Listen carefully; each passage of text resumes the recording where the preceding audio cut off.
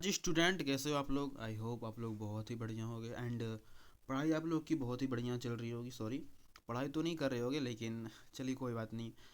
मैं आपको इस वीडियो के माध्यम से important question and 60 MCQ provide करूँगा। ठीक है, तो जितने भी स्टूडेंट देख रहे हो, सब कोई कुर्सी टेबल पे बैठ जाओ अच्छे से एंड कॉपी कलम ले लो, या फिर अच्छे से नोटिस अच्छे से मतलब फोकस करके देखना। ठीक है, ये नहीं कि बस गद्दे पे कंबल पे लेटे हुए देख रहे हैं, नहीं, इस तरह से फिर याद नहीं होगा। ठीक है, मैं अच्छे से पढ़ते हुए एंड एक्सप्लेन करते हुए चलूँगा। ठीक है, तो जितने भी स्टूडेंट हैं सभी का वेलकम है अपने चैनल में। एंड स्टार्ट करने से पहले फटाफट चैनल को सब्सक्राइब कर लो, क्योंकि ये मेरा स्टार्टिंग फेस है। ठीक है, अगर चैनल को सब्सक्राइब करते हो मेरे को मोटिवेशन मिलेगा एंड आप लोगों को अच्छी से अच्छी वीडियो प्रोवाइड की जाएगी। आप लोगों को सेमेस्टर 1 2 से लेकर के 8 तक हर एक सब्जेक्ट का वीडियो प्रोवाइड किया जाएगा। किसी तरह का किसी चैप्टर में, किसी क्वेश्चन में, फिर किसी चीज़ में प्रॉब्लम नहीं होगा। ठीक है, तो स्टार्ट करते हैं। ये हमारा फर्स्ट क्वेश्चन है, भारतीय संघ व्यवस्था की प्रकृति। ठीक है, भारतीय संघ व्यवस्था की प्रकृति एवं विशेषताएं क्या है। ठीक है, तो उत्तर रहेगा हमारा भारत की शासन व्यवस्था के संघ कहा गया, क्योंकि भारत की संघ व्यवस्था जो है ना, क्या है, संघ व्यवस्था है। मतलब क्या, हमारे संविधान की शक्ति के अकॉर्डिंग केंद्र सरकार एंड राज्य सरकार को शक्तियों का विभाजन किया गया है। ठीक है, कैसे किया गया मैं बताऊं तो 3 सूची के तहत। फर्स्ट राज्य सूची, दूसरा संघ सूची, तीसरा समवर्ती सूची। ठीक है, क्या है, राज्य सूची,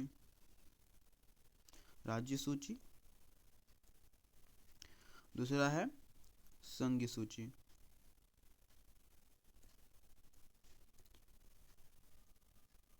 एंड तीसरा है समवर्ती सूची। राज्य सूची में क्या है कि सिर्फ इसके जो है चेंज कर सकते हैं, या फिर ला सकते हैं, या फिर बदल सकते हैं सिर्फ राज्य। एंड इसके अंतर्गत क्या है, सिर्फ गवर्नमेंट, सेंट्रल गवर्नमेंट। एंड इसके अंदर क्या है, दोनों। समवर्ती सूची के अंतर्गत किसी चीज़ का डिसीजन लेना, बदलना, चेंज करना, क्या है, समवर्ती सूची के अंतर्गत आता है। जिसमें कोई भी कानून लागू होगा तो उसे इस तरह से विभाजित किया गया है कि अगर राज्य के अंतर्गत जो भी है कि रोड बनवाना, कुछ योजनाएं लाना राज्य के अंतर्गत, तो वो सेंट्रल गवर्नमेंट के, सॉरी, स्टेट गवर्नमेंट के अंतर्गत आता है। एंड जब पूरे इंडिया में एक ही रूल लागू करना है तो सेंट्रल गवर्नमेंट के अंतर्गत आता है। एंड बेसिक ऑफ किसी एक राज्य के अंतर्गत तो वो जो सेंट्रल गवर्नमेंट के थ्रू नियम लागू किए गए हैं, वो किसी मतलब नेचुरल जो है कि प्राकृतिक डिजास्टर के कारण, फिर कुछ रीजन के कारण नहीं चल सकती है। तो वहाँ पे क्या होता है, समवर्ती सूची के अकॉर्डिंग राज्य सरकार एंड केंद्र सरकार दोनों बातचीत करती है। एंड उसके बाद वहाँ पे उस तरह का उस उसके उस एरिया के अकॉर्डिंग वहाँ के रूल लो मतलब पास किए जाते हैं। ठीक है, तो आगे क्या है कि राज्य की शासन व्यवस्था, राज्य की राज्य की शासन व्यवस्था को संघ कहा गया है, क्योंकि इसमें केंद्र और राज्य सरकार के बीच शक्तियों का संविधान द्वारा स्पष्ट विभाजन किया गया है। भारतीय संघीय व्यवस्था को प्रकृति अर्धसंघीय मानी जाती है, क्योंकि इसमें संघ और एकात्मक दोनों तत्व मौजूद होते हैं। मतलब क्या, मतलब कि राज्य सरकार को क्या कहता है, अधूरी। भारतीय संघ व्यवस्था की प्रकृति अर्धसंघीय मानी जाती है, क्योंकि इसमें संघ एंड एकात्मक दोनों तत्व मौजूद होते हैं। कहने का मतलब है कि हमारे भारत में संघ व्यवस्था को अधूरी मानी जाती है, क्योंकि भारत जैसा विशाल देश में संघ व्यवस्था लागू करके ही नहीं चलाया जा सकता। तो यहाँ पे क्या है, एकात्मक एंड संघीय दोनों चलती है। ठीक है,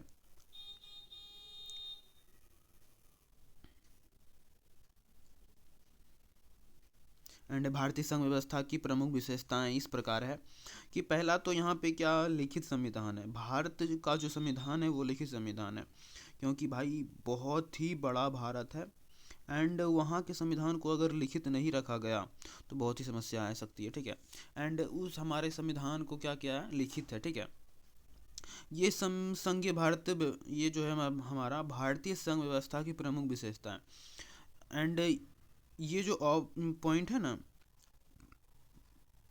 क्वेश्चन एक और पूछा जाता है कि हमारा संविधान की विशेषताएं क्या है, तो उसमें भी ये पॉइंट आ सकता है कि हमारा जो संविधान है वो लिखित संविधान है, ठीक है। भारत का संविधान विश्व का सबसे विस्तृत लिखित संविधान है, ठीक है। एंड इसे बनाने में लगभग 2 साल 11 महीना एंड 18 दिन लगे थे, ये सब तो जानते ही होंगे, ठीक है। मतलब कि हमारा संविधान बहुत ही बड़ा है एंड बहुत ही ज़्यादा विशाल एंड लिखित संविधान है, ठीक है। बहुत सारे ऐसे देश में कि लिखित संविधान नहीं होता है, एंड बहुत सारे ऐसे देश में होता है कि बहुत ही कम पेजों में लिखा गया है, एंड बहुत सारे ऐसे देशों में होता है कि लिखित है ही नहीं, ठीक है, इस तरह से। लेकिन नहीं, हमारे देश में क्या है, संविधान को लिखा गया है। दूसरा हमारा पॉइंट आता है कि शक्तियों का विभाजन, शक्तियों का विभाजन किस तरह से किया गया है। फर्स्ट तो किया गया है संघीय सूची के अकॉर्डिंग, एंड दूसरा है राज्य सूची, तीसरा है संवर्ती सूची। हमने पहले बताया था राज्य सूची, संघ सूची, संवर्ती सूची, ठीक है। इन तीनों के माध्यम से शक्तियों का वितरण किया गया है, मतलब विभाजन किया गया है। एंड तीसरा पॉइंट हमारा आता है संवर्ती की सर्वोच्चता। केंद्र और राज्य दोनों संविधान के अधीन है, केंद्र एंड राज्य दोनों संविधान के अधीन है, ठीक है। केंद्र में जितने भी लीडर हैं, चाहे वो मंत्री हो या फिर राज्यपाल हो, सभी, एंड सेंट्रल लेवल में भी जो भी हैं वो भी सब संविधान के अधीन है। एंड इसे चलाने के लिए स्पेशल है मुख्य न्यायाधीश यानी सर्वोच्च न्यायालय, जो सभी को क्या करती है, नियम का पालन करवाती है, ठीक है। एंड चौथा हमारा पॉइंट है स्वतंत्र न्यायपालिका। मतलब न्यायपालिका क्या है, स्वतंत्र है। यह जो न्यायपालिका है वह ना तो राज्य गवर्नमेंट के अंतर्गत आता है एंड नहीं सेंट्रल गवर्नमेंट के अंतर्गत आता है। अगर आता तो सेंट्रल गवर्नमेंट क्या करवाती, अपने को ज़्यादा प्रॉफिट करवाने के लिए अपने ही बातों को मनवाती, ठीक है। एंड जो न्यायपालिका है वो केंद्र सरकार के अंतर्गत आता तो हमारा भारत क्या होता है, डिक्टेटरशिप, तानाशाह टाइप का, ठीक है। तो ये नहीं है हमारे देश में। और हमारे देश में क्या है, न्यायपालिका क्या है, स्वतंत्र है, ठीक है। न्यायपालिका स्वतंत्र है, वो किसी से भी किसी तरह का न्याय पालन करवा सकती है, लेकिन हाँ वो भी क्या है, संविधान के अंतर्गत ही आता है, यानी संविधान में जो लिखा गया है उसी को पालन करवाना है, बस कहानी खत्म। एंड बस हाँ, न्यायपालिका को क्या संविधान चेंज करने का भी अधिकार नहीं है। संविधान कौन चेंज करेगा, तो सरकार ही चेंज करेगा। एंड सरकार के अंतर्गत कौन आता है, तो सेंट्रल गवर्नमेंट के जो जितने भी हैं, राज्यसभा, लोकसभा एंड राष्ट्रपति, ये जो है ना तीनों जब मान्य करेंगे कि हाँ ये रूल को चेंज किया जाना चाहिए या फिर ये रूल को संशोधित किया जाना चाहिए, तभी जाकर करके हमारे संविधान में कुछ नया रूल ऐड होगा या फिर बदली जाएगी या फिर संशोधित की जाएगी, तीनों के अकॉर्डिंग, समझे कि नहीं। तो इस तरह से बहुत ही ज़्यादा स्ट्रिक्ट है कि हमारे देश में कौन सा नियम आने वाला है, कौन सा नियम नहीं आने वाला है, या फिर कौन सा नियम संशोधित किया जाएगा या नहीं किया जाएगा, ठीक है। न्यायपालिका को सिर्फ क्या काम है, वो सिर्फ जो संविधान में लिखित है उसी को पालन करवाएगी, कहानी खत्म।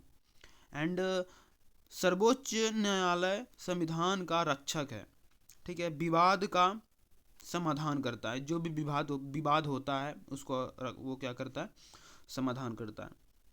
एंड पांचवा पॉइंट क्या है, एकल नागरिकता। एकल नागरिकता, भारत में दोहरी नहीं बल्कि एकल नागरिकता है, ठीक है। भारत में किसी नागरिकता है, एकल नागरिकता। छठा नंबर है आपातकालीन प्रावधान, ठीक है। आपातकालीन संघीय ढांचा एकात्मक हो जाता है, संघीय ढांचा क्या हो जाता है, एकात्मक हो जाता है। इस प्रकार भारत की संघीय व्यवस्था लचीली, जो राष्ट्रीय एकता, प्रशासनिक सुविधाओं के ध्यान में रखकर बनाया गया है। मतलब हमारे संविधान को जो है ना बहुत ही तरीकों से, अच्छे तरीकों से, कहाँ पे क्या चेंज होना चाहिए, कहाँ पे क्या नहीं बदलना चाहिए, हमारे लोगों को मौलिक अधिकार क्या देना चाहिए और उसे मनवाने के लिए किसे नियुक्त किया जाना चाहिए, राज्यसभा क्या है, केंद्र सभा क्या है, संवर्ती सूची, राज्य सूची क्या है, सब कुछ को ध्यान में रख करके बनाया गया है। किसी एक का मनमानी नहीं चलेगा। अगर कोई एक चीज़ को लागू करता है तो उसके विरोध में कोई और बोलने वाला है, एंड विरोधी दल कुछ और बोलेगा तो उसको संशोधित करने के लिए राज्य सरकार है, ठीक है। तो इस तरह क्या होता है, किसी एक का हमारे देश में बिल्कुल भी नहीं चलता है। हमारा दूसरा क्वेश्चन है, केंद्र और राज्यों के बीच वित्तीय संबंध क्या है। उत्तर स्टार्ट होता है, भारतीय संविधान में केंद्र एंड राज्यों के बीच वित्तीय संसाधनों का विस्तृत वर्णन कीजिए। इस संसाधनों का उद्देश्य संघीय व्यवस्था को सुचारू रूप से चलाया जाता है, ठीक है। संविधान के अनुसार करों का विभाजन इस प्रकार है। संविधान के अनुसार करों का विभाजन किस प्रकार है, नीचे दिया गया है, उसको हम अच्छे से पढ़ते हैं, ठीक है। तो फर्स्ट क्या है, केंद्र कर, आय, कॉर्पोरेट, सीमा शुल्क, उत्पादन शुल्क आदि किसके अंतर्गत आता है, तो केंद्र कर के अंतर्गत आता है, ठीक है। हमारे देश में जो भी कर हैं, ये सब जो कर है, ठीक है, वो क्या आएगा, सेंट्रल गवर्नमेंट के अंतर्गत आएगा। और राज्य कर के अंतर्गत क्या आएगा, भूमि राजस्व, क्या, भूमि राजस्व का वितरण,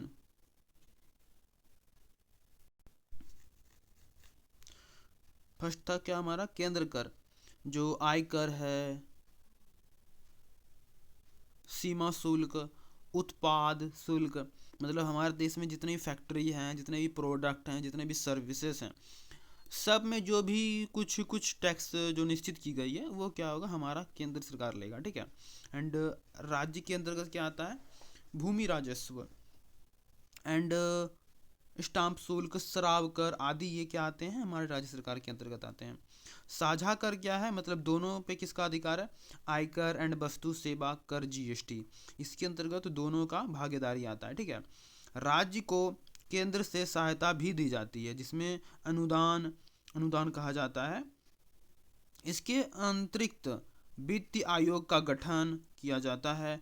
केंद्र और राज्यों के बीच राजस्व के वितरण की सिफारिश करता है, ठीक है।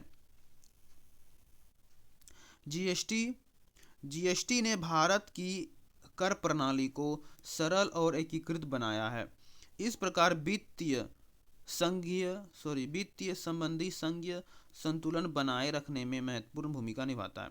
जीएसटी ने भारत की कर प्रणाली को सरल और एकीकृत बनाया है, ठीक है। इस प्रकार हमारे देश में जो भी जीएसटी का है वो सब चलता है, ठीक है। किस तरह से राज्य को क्या मिलता है, केंद्र को क्या मिलता है, एंड हमारे देश में दोनों की भागीदारी क्या है, जीएसटी के अकॉर्डिंग दोनों को क्या मिलता है, वो सब हमने समझ लिया, ठीक है। एंड जो कि था क्वेश्चन क्या था हमारा, कि केंद्र एंड राज्यों के बीच वित्तीय संबंध, उसको हमने समझ लिया। हमारा फर्स्ट था क्या, सेंट्रल कर एंड राज्य कर क्या है, एंड जीएसटी क्या है। उस तरह से हमने देखा कि दोनों में जो कर है वो भागीदारी किस तरह से होती है, एंड रक्षा किस तरह किया जाता है, सुरक्षा किस तरह किया जाता है, ठीक है।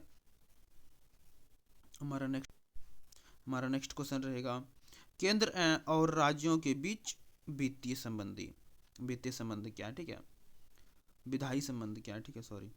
भारतीय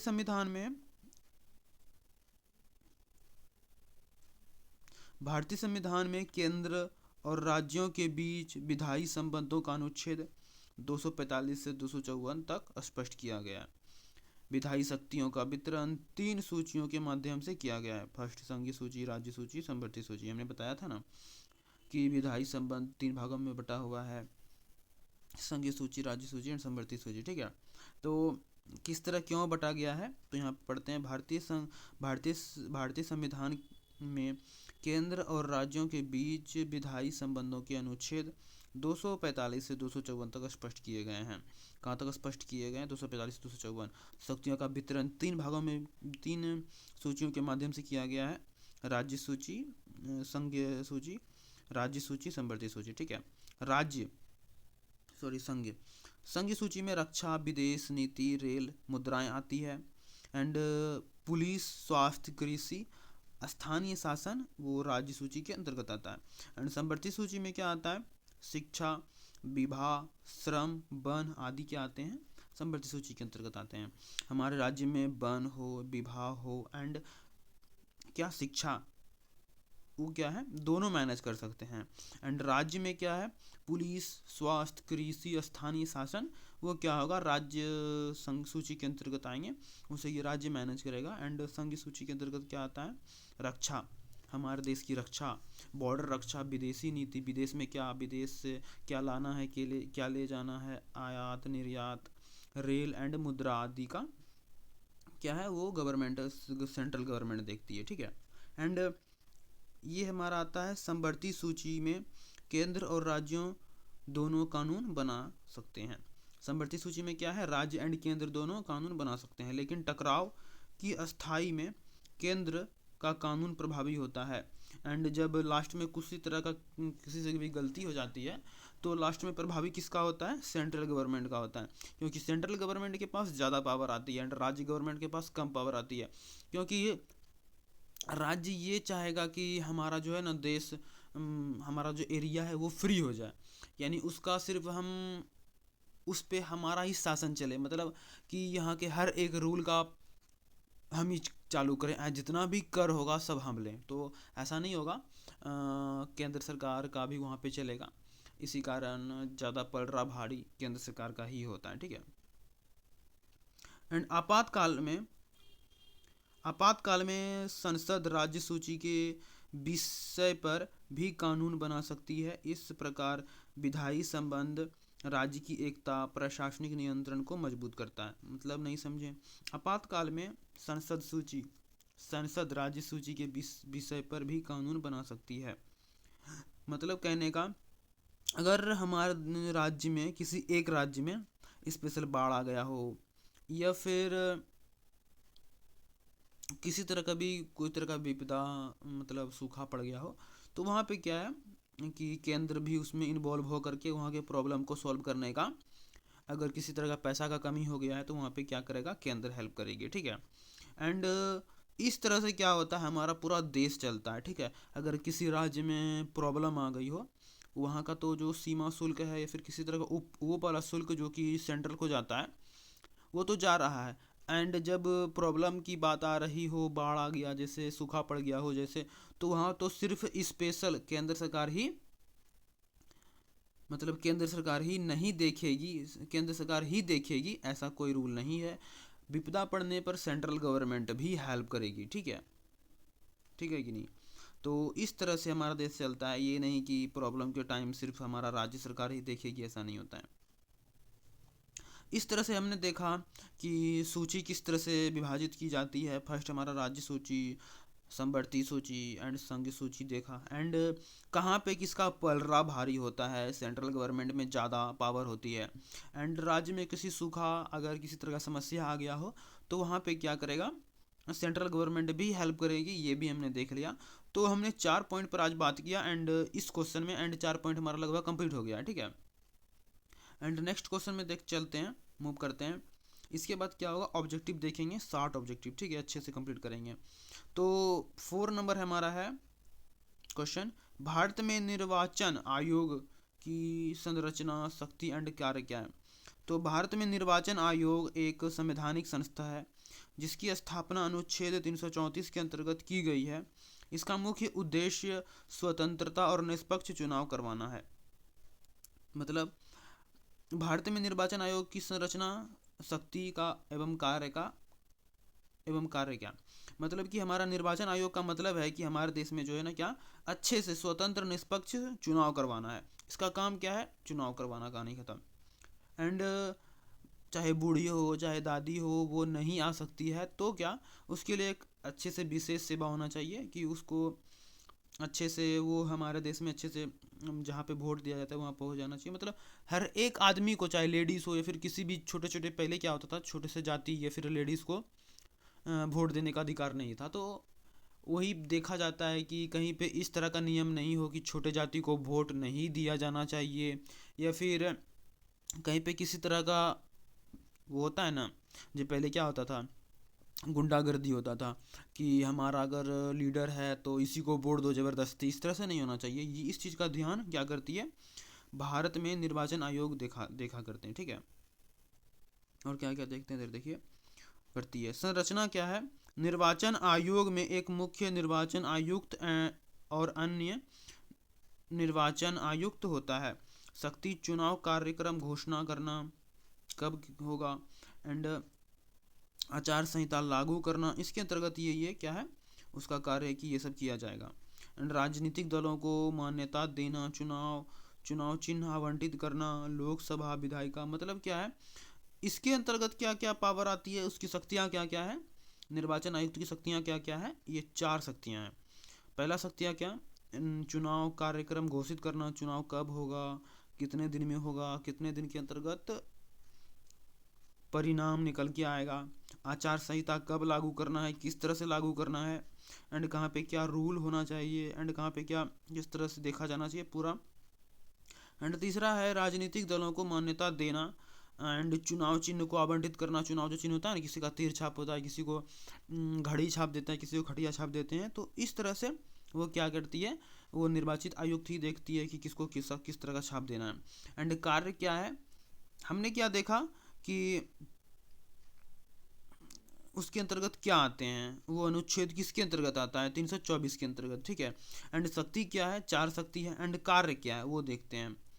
तो कार्य क्या है, लोकसभा, विधानसभा, राष्ट्रीय एंड उपराष्ट्रपति चुनाव करवाना, मतदाता सूची तैयार करना, चुनावी विवादों को समाधान करना, निर्वाचन आयोग लोकतंत्र की रीढ़ और चुनाव प्रक्रिया की शुद्धता बनाए रखना, ये सब क्या है उसके कार्य हैं। शक्ति को देख लिया, कार्य को देख लिया, एंड हमारा ये क्वेश्चन यहाँ पे कंप्लीट होता है, ठीक है। 5वां नंबर क्वेश्चन देखते हैं कि क्या, राजनीतिक दलों की क्या भूमिका है एंड कार्य क्या है। राजनीतिक दलों को लोकतंत्र का तंत्र का महत्व आधार होते हैं। मतलब मैं अच्छे से बताऊं तो राजनीतिक दलों की क्या भूमिका है, राजनीतिक दलों में बहुत सारे दल होते हैं, 4 से 5, जैसे कि मान लिया जाए, मैं अच्छे से आपको एक्सप्लेन करूं तो हमारा क्वेश्चन है, भारत के संविधान को किससे प्रेरणा मिली, तो सभी से, अमेरिका से, ब्रिटेन से, कनाडा से, सभी से, मतलब थोड़ा बहुत सभी जगह से लाया गया हमारा संविधान है, ठीक है। एंड नेक्स्ट क्वेश्चन है हमारा, भारत में संघ का क्या नाम, भारत के संघ का नाम क्या है, तो सी नंबर है इंडिया डेट इज भारत, ठीक है। नेक्स्ट क्वेश्चन हमारा रहेगा, भारत में शक्तिशाली केंद्र की अवधारणा किससे ली गई है, तो बी नंबर कनाडा से, किससे, कनाडा से। सी नंबर क्वेश्चन है, सॉरी नेक्स्ट क्वेश्चन हमारा, संघ व्यवस्था का प्रमुख तत्व नहीं है, संघ व्यवस्था का प्रमुख तत्व नहीं है, कौन नहीं है,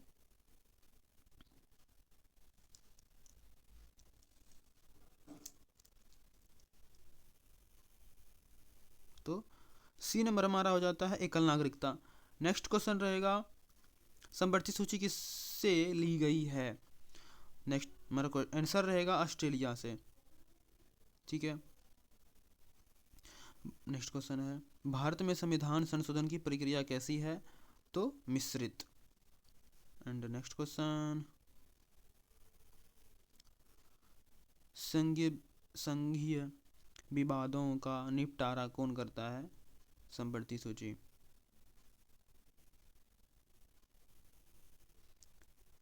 राज्य किसका प्रतिनिधित्व करती है, बी नंबर राज्यसभा किसका प्रतिनिधित्व करती है, तो राज्य। लोकसभा का कार्यकाल कितना है, तो 5 साल। राज्यसभा अस्थाई सदन है क्योंकि भंग नहीं होती है। भारतीय संघ की इकाइयाँ कौन है, सी नंबर राज्य व केंद्र शासित प्रदेश। राज्य सूची पर कानून कौन बनाता है, संसद।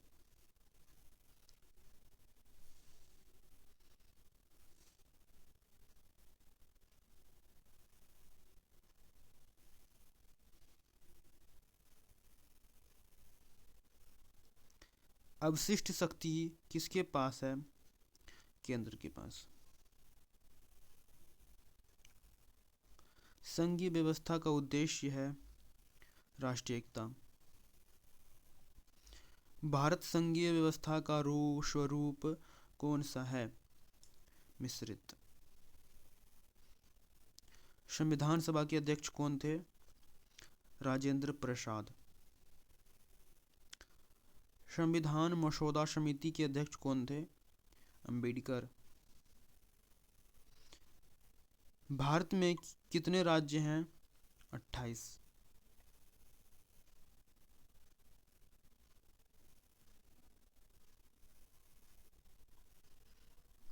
संघ व्यवस्था का जनक कौन कहलाता है? मेडिसन।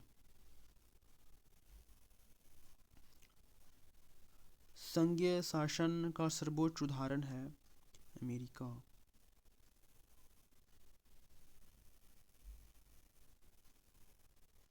ये केंद्र और राज्य के वित्तीय संबंध किस अनुच्छेद में वर्णित हैं? सी नंबर 268 से 293। नेक्स्ट क्वेश्चन है हमारा, वित्त आयोग का गठन कौन करता है? तो राष्ट्रपति। वित्त आयोग की नियुक्ति कितने वर्ष में होती है? 5 वर्षों में। राज्यों का अनुदान किस अनुच्छेद के अंतर्गत दिया जाता है? अनुच्छेद 275। जीएसटी किस वर्ष लागू हुई? 2017 को। ये सब क्वेश्चन बहुत ही मोस्ट इम्पोर्टेंट है, ठीक है, पूछा ही जाएगा। जीएसटी परिषद का अध्यक्ष कौन होता है? तो वित्त मंत्री। एंड ये कंपटीशन लाइन सब में भी पूछी जा सकती है, ठीक है। तो जीएसटी परिषद में राज्य का प्रतिनिधित्व कौन करता है? वित्त मंत्री। करों का वितरण किस आयोग द्वारा दिया जाता है? तो वित्त आयोग द्वारा। अवशिष्ट कर शक्ति किसके पास है? बी नंबर केंद्र के पास। आयकर किसके द्वारा लाया गया था? आयकर तो केंद्र के द्वारा। भूमि राजस्व किसका कर है? बी नंबर राज्य का। जीएसटी किस प्रकार की कर प्रणाली बनाई? एकल कर। वित्त आयोग का उल्लेख किस अनुच्छेद में है? 280 में। केंद्र राज्य प्रशासनिक संबंध किस अनुच्छेद में है? 256 से 263 में। राज्यपाल की नियुक्ति कौन करता है? तो राष्ट्रपति करते हैं, ठीक है। राष्ट्रपति शासन किस अनुच्छेद में है? तो 356 में। राष्ट्रपति शासन की अधिकतम अवधि कितनी होती है? 2 वर्ष।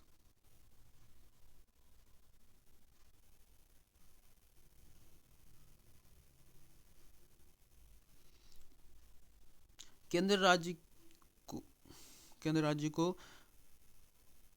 के निर्देश किस अनुच्छेद में देता है? 256 में।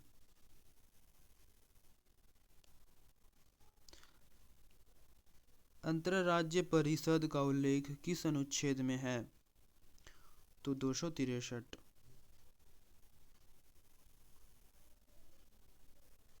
अंतरराज्य विवादों का समाधान कौन करता है? तो सर्वोच्च न्यायालय। राज्य सूची के विषयों पर आपातकाल में कानून कौन बनाता है? केंद्र बनाता है। केंद्र राज्य विधायी संबंध किस अनुच्छेद में है? तो 245 से 255। समवर्ती सूची में विवाद होने पर किसका कानून मान्य होगा? तो केंद्र का। मैंने बताया था कि अगर केंद्र सरकार राज्य सरकार में इस तरह का बात होती है तो राज्य केंद्र सरकार का ही पलड़ा भारी होगा। ठीक है, तो राष्ट्रीय आपातकाल किस अनुच्छेद में है? 352 में। वित्तीय आपातकाल किस अनुच्छेद में है? तो 360 में। केंद्र राज्य प्रशासनिक संबंध का आधार क्या है? तो सहयोग। जीएसटी परिषद में कुल वोट का कितना प्रतिशत केंद्र के पास जाता है? तो 1/3। राज्यों को अनुदान देने का मुख्य उद्देश्य क्या है? सहायता। कर साझेदारी की सिफारिश कौन करता है? तो वित्त आयोग। केंद्र राज्य संबंध किस प्रकार के हैं? तो लचीला। भारतीय संघ की प्रकृति किसने अर्धसंघीय कहा? तो केसी व्हीयर। ठीक है, तो ये हमारा वीडियो आज यहीं तक समाप्त होता है। नेक्स्ट टाइम मिलते हैं नेक्स्ट वीडियो में। ठीक है, जितने भी स्टूडेंट हो जाने से पहले फटाफट चैनल को सब्सक्राइब कर लेना। ठीक है, एंड एक छोटा सा कमेंट, प्यारा सा कमेंट कर देना। ठीक है, कि वीडियो कैसा लगा एंड नेक्स्ट वीडियो किस टॉपिक पे आप लोगों को चाहिए। ठीक है।